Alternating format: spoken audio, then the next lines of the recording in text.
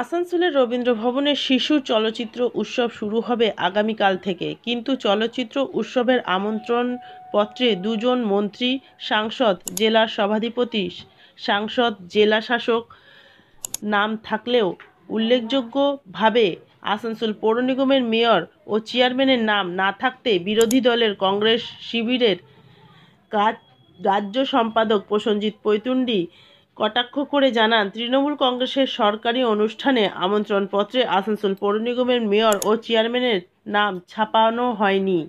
এতে স্পষ্ট জনগণ জানে তৃণমূল কংগ্রেসের মধ্যে গোষ্ঠীদ্বন্দ্ব চলছে, কিন্তু এবার কাগজে কলমে সামনে চলে এসেছে। যারা সরকারের তাবেদারি করতে পারবে তাদের নাম ছাপা হবে। অন্যদিকে আসানসোল পৌর নিগমের মেয়র বিধান উপাধ্যায় জানান, সরকারি অনুষ্ঠানে আমন্ত্রণপত্রে তাদের নাম না থাকলেও তারা অনুষ্ঠানে যাবেন। তারা সবাই এক।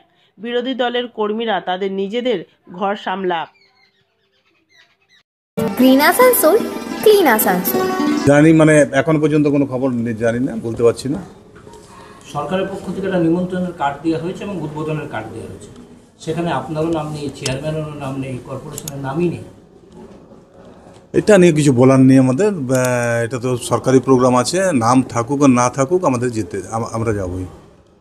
না, বিরোধীরা বলছে এটা গোষ্ঠীদ্বন্দ্ব, সে কারণে।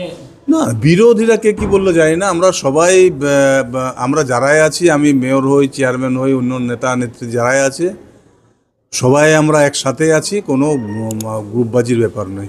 তো দেখুন, এইটাতে জেলা সভাধিপতি ধরুন অনেক উঁচু পোস্ট, ডেপুটি মিনিস্টার র্যাঙ্কের, তো ওনার নাম থাকবে।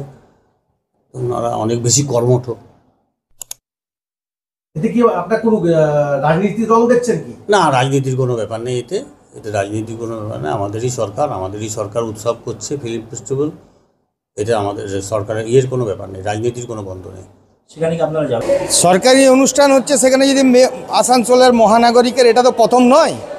এর আগে আমরা আসানসোল উৎসবটাও তো সরকারি অনুষ্ঠান, সেখানেও তো মহানাগরিকের নাম পাইনি।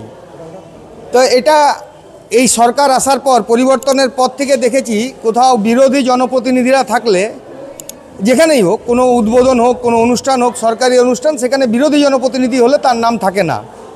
এবারে আস্তে আস্তে পরিবর্তন হতে হতে এখন 15 বছর হতে চললো, এখন এসে দেখছি নিজের দলের লোকেদেরকেই নাম বাদ দিচ্ছে। এতে বলার কি আছে?